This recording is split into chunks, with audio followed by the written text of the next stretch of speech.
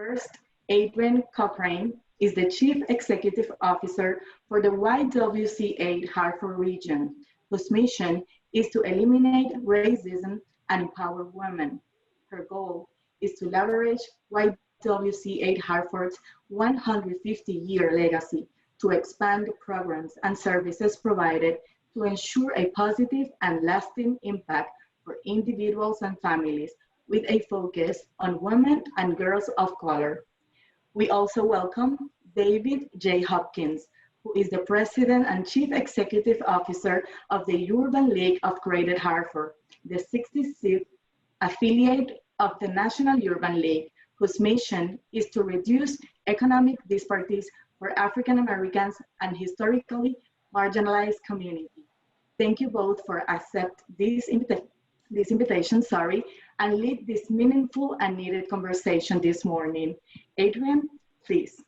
Thank you so much for the warm introduction. David and I are delighted to be here, and certainly want to thank Paula and your entire team for presenting this opportunity for us to begin to tackle what is a very complex topic. We know that many of you are uncomfortable, many of you may be uncertain as to how to respond and to react to all of the events that continue to go on in our country. And David and I hope that we can shed a bit of light, or at least our thoughts about that, with you this afternoon. I don't want to spend too much time talking because I want to make sure that we leave an opportunity to hear your questions, and that we have some time to engage with you. And also because I really want to hear from David as well, and I'm sure that you do too. So without any further ado, it's my pleasure. There's already been an introduction to just say, hi, David, glad we're doing this. Yes, hi, Adrienne, and it is an honor and a privilege to be a part of this conversation. Thank you, Angela. And as Adrienne mentioned, I think we don't have a lot of time, and we have a lot of participants, so we have more supply than demand, but we want to make sure that we leave enough room for conversation and dialogue, and maybe touch on 2 or 3 things. But I would like to start the conversation off with a fairly simple opportunity, rather, to begin some kind of conversation. One of the things that Adrienne said is that this is a tenuous time, is delicate and sensitive in a number of ways, and it's probably prompted us to be in spaces where we haven't been before, maybe even to say things we haven't said before, or we've wanted to say and haven't had a place for it to be heard. Some of you might know that I moved to Hartford from Pittsburgh. It's the home of Fred Rogers and Mr. Rogers' Neighborhood, and this past weekend I saw for the very first time the movie A Beautiful Day in the Neighborhood. And one of the things that was very profound to me that I'll say here, and hopefully stimulate some type of conversation at least, is in the movie, one of the characters' father was dying, and the character and the father both had a hard time talking about it. So Fred Rogers said to them, anything that's mentionable is manageable. Anything that is mentionable is manageable. And you often hear about race relations and things like that, that we need to have a conversation. We need to have a conversation. And a lot of us have gone beyond just having a conversation. But we're now in a place where the things that we have to say or want to say are a little bit more pointed or poignant and relevant. And so I'd like to hear if there's anyone who's found this time over the last week or two, found themselves saying things they hadn't said before, or wanting to say something that they haven't had the platform or audience to hear it out loud. Maybe it's a word, maybe it's a phrase, maybe it's a terminology, maybe it's saying Black instead of African American. Maybe it's saying anything from around race relations. But I'd like to open it up for any kind of comments around that topic. It's a great idea, David. Do we have questions? Do we have comments from anyone? Please feel free to unmute yourself and make any questions or comment that you would like to add to the conversation. Well, I'll jump in. I'm Bob Williamson with United Way. So I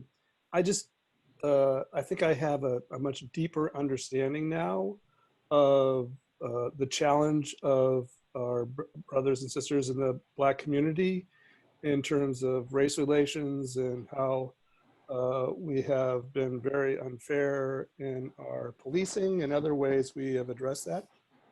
And so I think I just have a much better understanding of sort of the visceral challenge that is out there.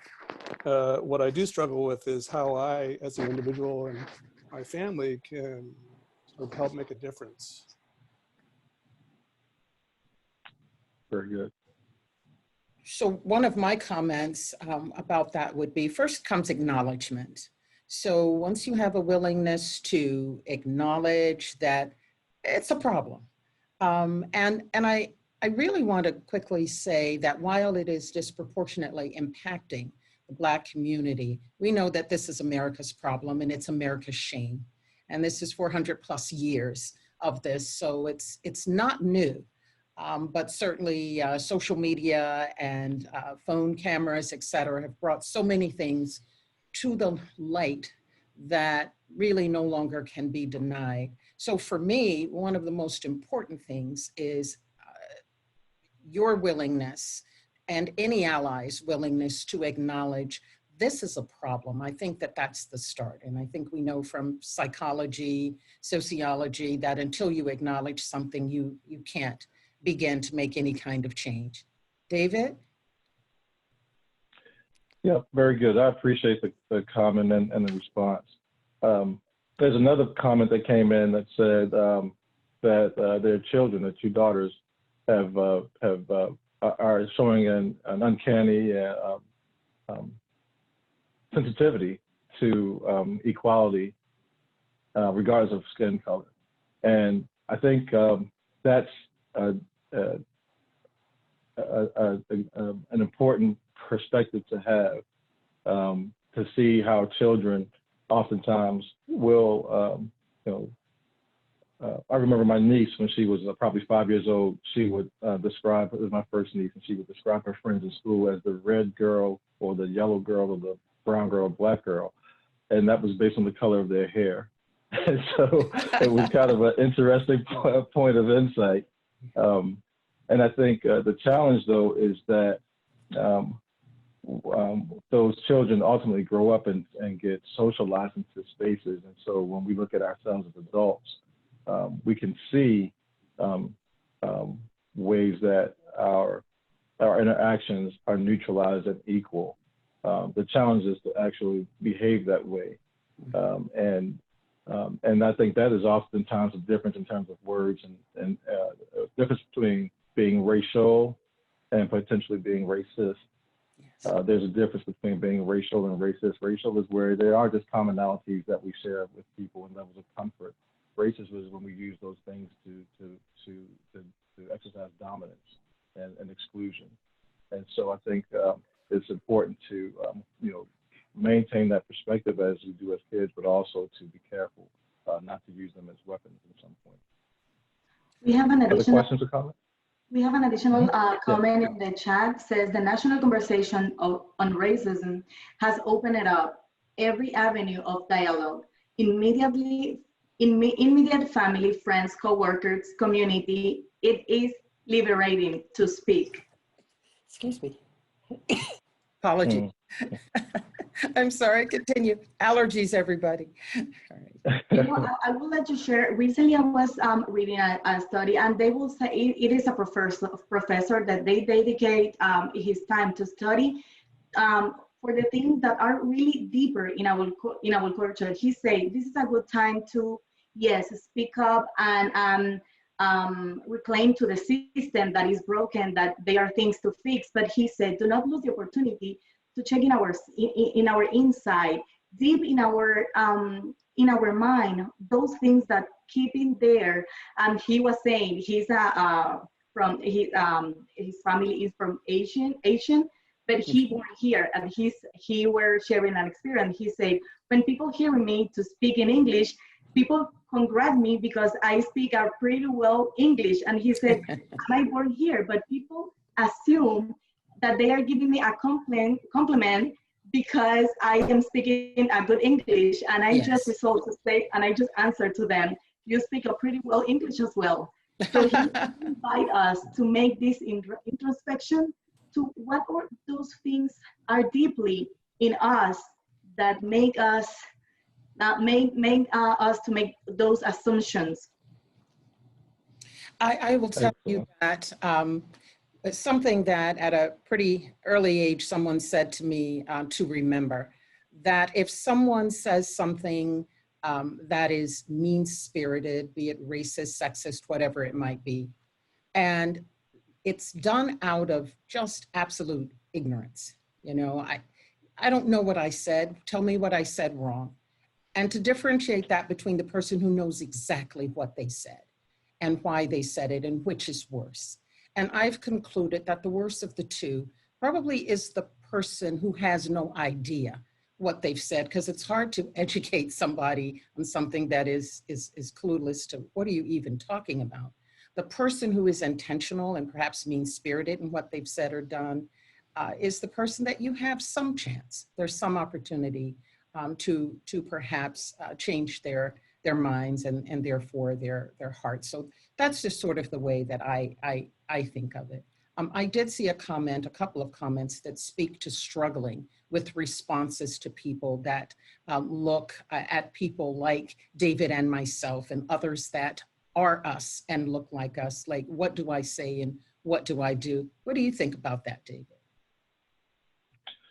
Yeah, I think it's a painful part of the process of healing. You know, I think if you consider it's this dangerous territory, but let's just pretend like we all friends, all 80, 90 of us, let's say 87 of us are old friends. And you have someone who's gone through an abusive relationship and they've been, you know, asking for, you know, help and what have you. And people have told them, you know, change this about yourself, stop doing that, you know,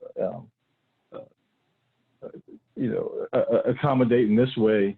And then all of a sudden they come to you and say, hey, how's that abuse thing going? You know, I think I can help you now. That's kind of a slap in the face for all the times that, you know, people have cried out. And I think one of the comments points to George Ford being the kind of central focus. But even within the George Ford conversation, there are 3 other incidents that had occurred, not to mention the countless ones before then. And so the question does beg, what has happened to make people more compelled?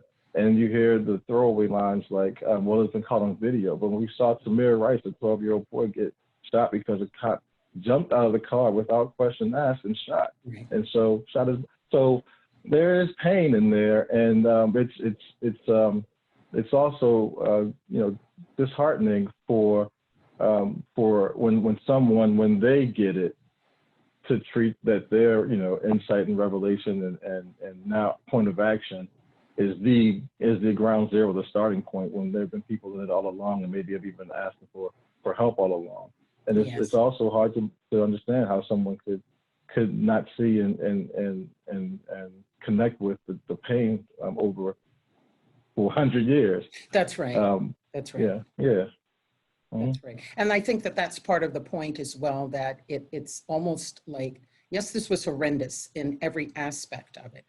It was horrendous what happened to Ahmaud Arbery, to be basically hunted down like he was some sort of animal. And George Floyd, Breonna Taylor, the list goes on and on and on. It's all horrendous. But so sadly, it's not new. And if that is the catalyst that is making this time sort of different, you know, the conversation about, is this now a movement or is this a moment? And I think all of us hope, I certainly know that I hope that this is more than just a moment, because I've seen this movie before and I know what the ending has been before. And if that's the same ending we're getting to this time, we're really, really in deep trouble. And it's like, how do we help to prevent that this is somehow different this time? Yeah. I think it's an important point that. Great. Please continue. I think it's an important point that you're making, David, in terms of how you're feeling about having people not appreciate the pain historically. And maybe that's something that hadn't been considered for people, but I think probably it had, and people don't know what to say. I'm finding that as I'm hosting these conversations and creating safe space to have these conversations and just be honest and ask questions and try to educate each other, that there's a lot of willingness and desire to be better and to understand, and that a lot of people just didn't know what to say or what to do, and also that nobody wants to offend someone that they love or that is in their family or that they work with or they care so much about. They want to show support. They want to say and do the right thing, but they're just not really sure what that is. And I think that's been heartening for me, but also a little nerve-wracking because you want to just equip people to realize it's a human issue and it doesn't need to be about politics, because a lot of people take it there. How do we care for each other? How do we show compassion? How do we support each other? And most importantly, how do we take a stand and use our voice to acknowledge that this is wrong, it's not new, and we all need to be better and do better. Hey, Wonderful Adrienne. point. Yes. Can you know, I don't think my video is on for some reason. Okay. Was there a question or? Marilyn, I want to address that last point, and I think this is again another kind of family time conversation piece. Is that Angela mentioned a point around language, and for many cultures, that is the way to connect, to demonstrate an either understanding or an appreciation, to speak the language. The Black community is unique and dynamic and complex because of the things that sometimes we are too presumptive about, and we think sometimes it's just a matter of kind of trying to humanize things, but it is political, it is economic, it is social, because all those things have impacted our place in society. And so, you know, when I worked at a bank, there was an issue that came up because one of our more affluent Black clients went into a branch office, and the branch teller addressed the person by her first name. Well, in the Black community, there are some people where, you know, Mr. or Miss or Ms. is the preface if you don't know that person. And right. But the teller thought they were being, you know, they were personalizing it, but they didn't recognize that dynamic. And the point there is that you are more likely going to make a mistake or mess up somehow and be offensive, and just accept that and don't try to presume that you are right or you are okay saying what you said. Accept the, you know, the acknowledgement that was inappropriate, and then continue, as you said, to try to, you know, just learn from it. But it is a dynamic way to engage. It's not as cookie cutter as you would probably like for it to be. And that is one of the complexities, I think, of this race issue. Absolutely, and not, as you suggest, David, not a one size fits all. And then if you are, you've made up your mind that you are to become educated on something, such as the example that David just gave, if that individual is willing to say, no, you know what, I really think you need to call, it's too familiar, we're not friends, you know, to call me by whatever title that person put, then you absolutely do take that lesson, respect it, and not create a drama that doesn't really exist around that person being uppity or having an attitude or, you know, being that, why was that person so angry? They're not, they're just seeking to be respected. We have another comment here from Donna. Says, Andrea, I have asked for space until I was in a better space to handle honest conversation. My friends have been respectful and supportive. I think she was responding to Andrea Barton-Reeves saying, I'm struggling with that. Correct. Sorry, yes. Great point. Yes. We have 3 more minutes before end the session. So if someone else wants to share or we can make closing comments, now is the time then. We'd love to hear if there's anybody else out there. We'll talk, but we'd love to hear from you. I just wanted to share, for a reason. In my experience, that when one of my white friends reaches out to me and just says, hey, I know there's a lot going on. How can I support you? That's better than guessing. So just ask your friends, reach out to the people that you speak to and just say, what's the best approach? Because we're all unique, we're all different. So what works for one person of color isn't going to work for another person. Of course, there are like global issues that we have to tackle that will work. But at a personal level, I think that that's helpful.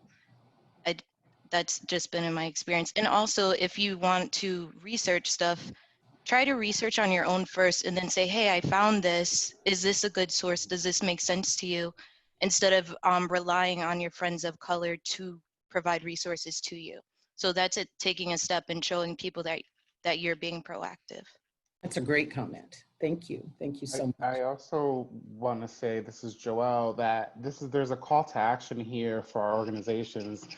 Hey, David. And I think the call to action is to find ways within your own organizations to diversify your boards, to bring the constituents that are from your neighborhoods and bring them into the organization, to look at your hiring practices, to look at your own internal policies and how you promote, to really diversify your workforce at all levels. There's a call to action here that's bigger than us. The other thing is it is a complex issue because the African diaspora is not just about Black Americans, right? It's about, you know, all of our Caribbean brothers and sisters that are part of this African diaspora, and it makes it even more complex, super complex for any one of us to really understand. And I think, you know, when we talk about culture, it's about being humble and understanding people's culture and really just stepping back. I think that you would find that if you have a conversation that's authentic and genuine with a person of color, just from a place of curiosity, that we would really respond to that. So I just wanted to mention that. Thank you. That's another great point. Absolutely. Have we come? Can I just add one thing? And I think you made the point, Adrienne, about this becoming a movement and not just a moment. And I would say, as not being a person of color, we cannot forget, or we cannot be allowed to forget what's happening now and what has happened for such a long period of time. Because when all the media coverage dies down, which it will at some point in time, what's happened before is, quite honestly and openly, we do forget because it's not in front of us, like it's in front of every mother of color or wife of color who's worried about, you know, is their husband or son going to be stopped today? Is it going to be a bad day for them? For all the things that we've heard about, all those experiences. So we have to make sure that we keep remembering and keep enabling the change, whatever that may be, because that's going to take some time to do. Thank you so much. Thank you. Thank you, everybody. Thank you for joining us. A special thank you for our presenters, influencer, Adrienne and David. I consider this has been a really honest and timely conversation today. So thank you very much. I'm honored to have you in this networking session. I'm gonna share now our link, so please stay with us. I'm gonna share right now the final comment and then the link where you can click on it and then go back to the main landing page where you're gonna be able to see our main speaker today, Deborah Rosales Shaw. Thank you very much. Continue the conversation. Continue the conversation. Yes, yes. Thank you, Adrienne. Thank you. Thanks, David. Thanks, everyone. Hope to see you in the main presentation. Bye. Thank you.